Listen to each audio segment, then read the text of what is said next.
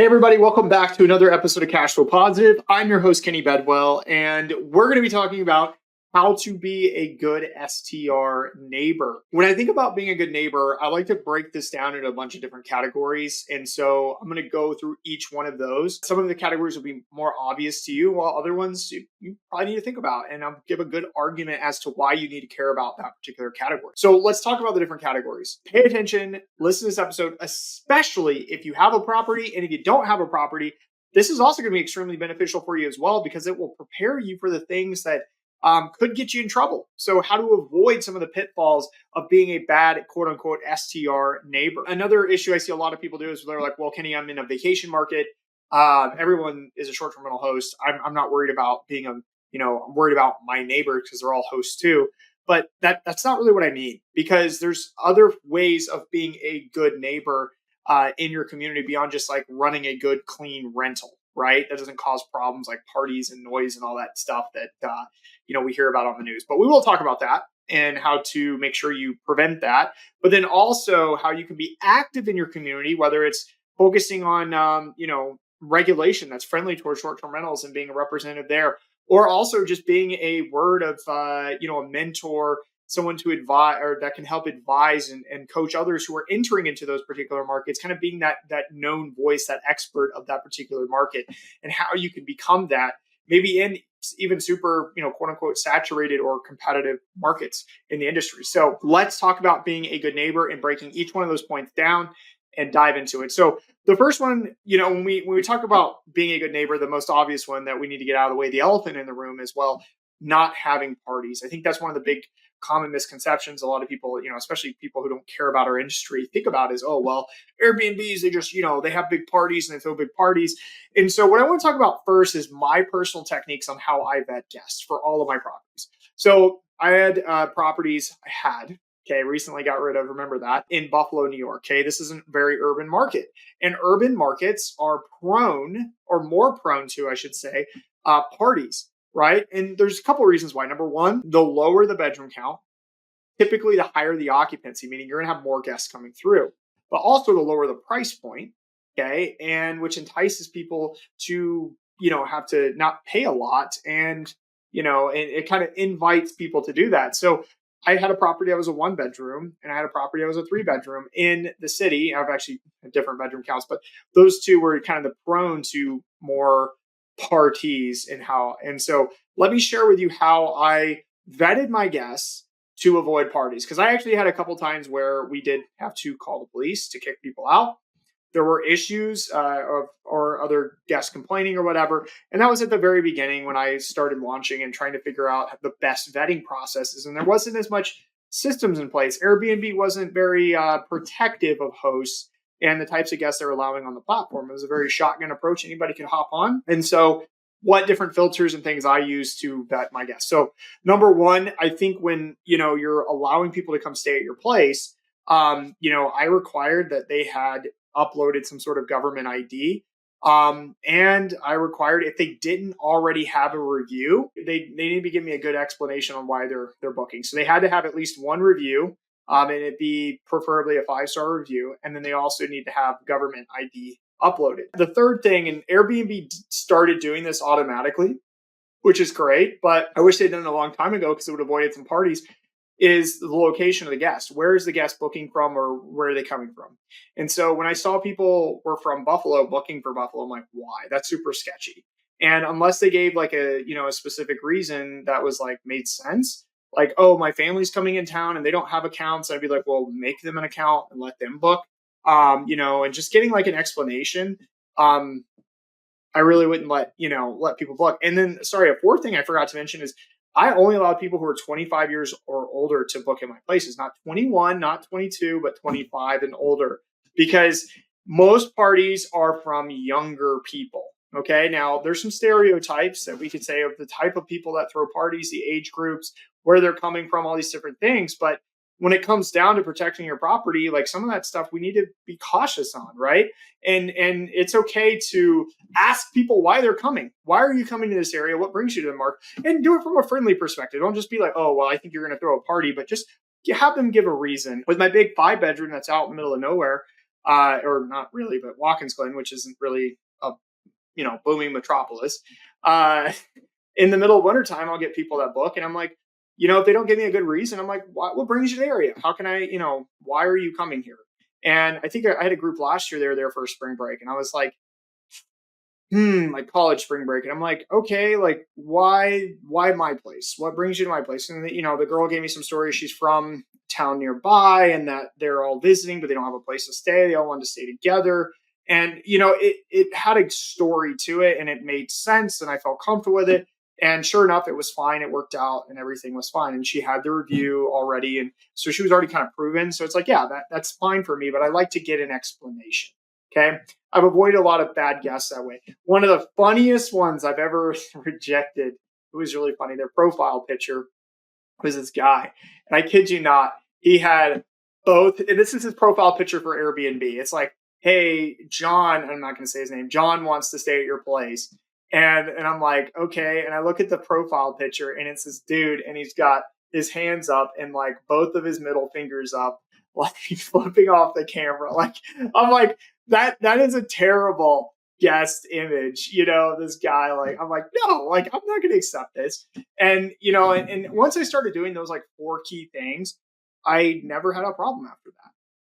Occasionally I have people who were maybe a little bit rowdy or, loud and the other, another guest or somebody would complain or whatever, but it wasn't a party. It was just, they're on vacation, and they're in the city and we're actually kind of in a party district too. Like there's bars and clubs and stuff nearby walking distance. And that's probably why they want to stay there. And so I understand that and respect that end of it. But I also, we have rules. We're just clear. And most people want to be respectful. And it's really not that hard to vet for respectful people following those 4 key things. So in my Lake Market, more vacation area, it's more of, larger groups, families, and are they going to take good care of my place? Like who is coming and why they're coming? I had somebody, it's like, yeah, we've got like 10 kids and like, 4 or 6 adults. And I'm like, no.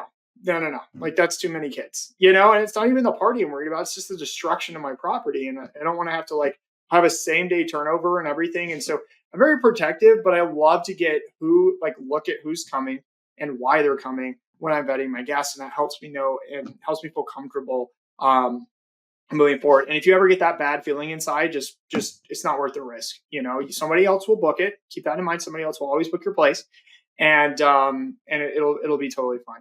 I've gotten some weird scam ones before too, but there's a lot of protection on the platforms that help protect you against scamming and things like that. And so just kind of stick to those rules and you'll be fine. That's like number 1. So vetting good guests is being how the best way to be a good, quote unquote, good STR neighbor to maybe neighbors that you have that aren't running them as short-term rentals, or even if they are running them as short-term rentals, and being respectful just to the neighborhood and the community. The second thing, being a good STR neighbor. I personally believe in being active in the regulation as best as you can. So a lot of cities, especially cities, but even towns, vacation towns, the Smokies, for example, the county in Sevierville passed some weird rule on, having sprinklers in properties that I'm going to butcher this exactly. So please forgive me if you know what the actual rules are. But if you don't, then you need to look them up because you're hearing it secondhand from me. But it's basically like you had to put sprinklers in properties that were built after, I think, 2017 that could host over 12 people if you wanted to host over 12 people. And it had to get like a special permit to be able to host more than 12 people. So like you had these huge 12 bedrooms that weren't approved or weren't yet approved that now could only host 12 people until they could get a special permit. Which takes some time. And so that's a big deal. That kills a lot of revenue. And if you're not actively be involved in your community and trying to get and promote or whatever from your end, that's going to be challenging to fight and you could get completely wiped out. But I get some of you have properties in these markets and you're way out of state. It's like, well, how can I be active in the community? So it's simply as knowing what's going on, what's being passed, and what's kind of befriending a realtor or other people in the market who live there, and understanding, communicating with them, hey, what's going on in the regulatory environment. And if you get blindsided by something, rallying around other hosts online through Facebook groups, Instagram, whatever, and speaking and being actively engaged and supporting one another and discussing ideas and recommendations or whatever, providing resources. You'd be surprised on like when people get together, oh, who do you know? And like all this stuff, like you might be able to know someone, provide some sort of resource, but you're being involved, you're being engaged, you're being a good STR neighbor. So be actively involved in your community as best as you can, even though you're out of state, but more importantly, to help protect you against bad regulation. And if bad regulation does get passed, you know about it right away, and you're already able to actively fight it amongst the community, whether it's online or in person. So I love that. I'm actively engaged in Watkins doesn't even have a community. We need to, but they're just so yeah. It's just anyway. We'll get to that. But Buffalo and then some of the other markets that I'm in too, they all have communities. So I'm actively engaged in that, actively talking and helping and encouraging people to reach out there and just discuss like their ideas and things like that as best as I can. Finally, being active in a Facebook community or other groups, I think is really, really important. So you can help mentor, teach, but also one thing that I personally love about being in these types of groups is as you post things and give advice that makes sense and is, reasonable. And as you help people in these groups, people will see you as kind of the go-to expert in these communities.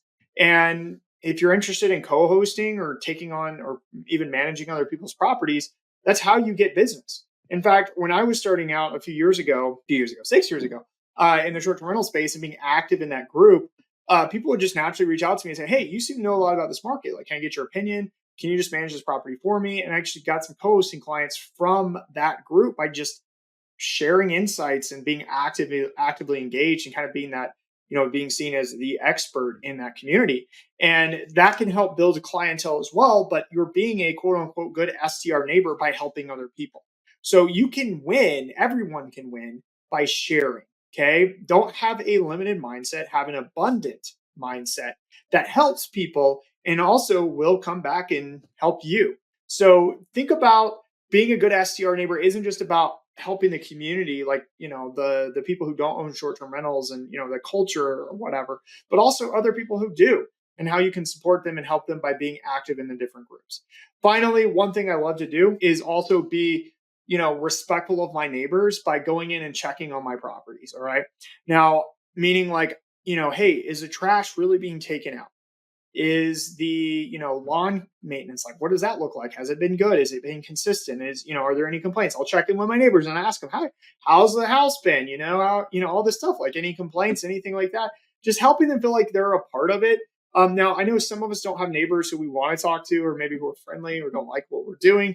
That's okay. You don't have to go talk to them. But if you do have neighbors that are friendly, I would encourage you to go talk to them, build a relationship with them, and let them kind of be eyes and ears as well to give you feedback. And you want to be their first call, not the city, the county, or the police. You want to be their first call if there's anything wrong with the property. And there might not be anything wrong with the property. It just might be like, hey, your landscaping guy, he only came out once a month during summertime, and the grass was looking pretty bad sometimes. It's stuff like that you want to know. And I like to check in on the property at least once a year to see generally how it's doing, especially on the outside, the look and feel of it, to make sure that I am being a quote unquote good neighbor and fitting in with the community, even though I'm offering or I have an active business going out of that property. Those are my tips. So number one, if you've got the right guests. Number two, be active in your community legislation. Number three, be active in your community, the STR community as well, whether that's online or in person. And then finally, be respectful of your neighbors and make sure you're providing a consistent, clean product to your, or that fits in with the community standards, especially if you're an HOA and all these other places. That will help your reviews, that will help your neighbors, and you will become a good STR neighbor. I hope you enjoyed this episode. On the next episode of Cash Flow Positive, I bring in a special guest who's going to come in and talk about this. He's going to talk about consistency and how to be consistent with some of these operations that we have to deal with on a monthly or even weekly basis, which will help you become a good STR neighbor. So don't miss that episode. If you enjoyed this episode and you're watching this on YouTube, make sure you hit the subscribe button and the like button. I'd appreciate that. And I will see you on the next episode of Cash Flow Positive.